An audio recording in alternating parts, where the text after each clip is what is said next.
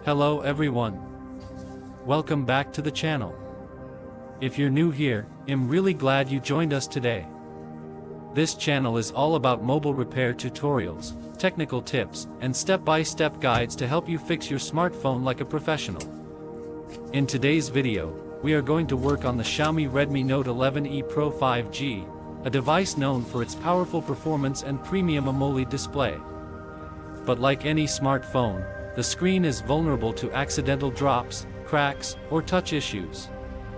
So if your display is broken, not responding, or completely black, don't worry. I'm going to walk you through the entire display replacement procedure from start to finish. Throughout this video, you'll see clear close-up shots, proper tool usage, and safe repair techniques that will help both beginners and experienced technicians. Make sure to watch the video till the end, because it'll also share a few important tips to avoid damage during reassembly and ensure your new display lasts long. Alright, let's begin the repair process.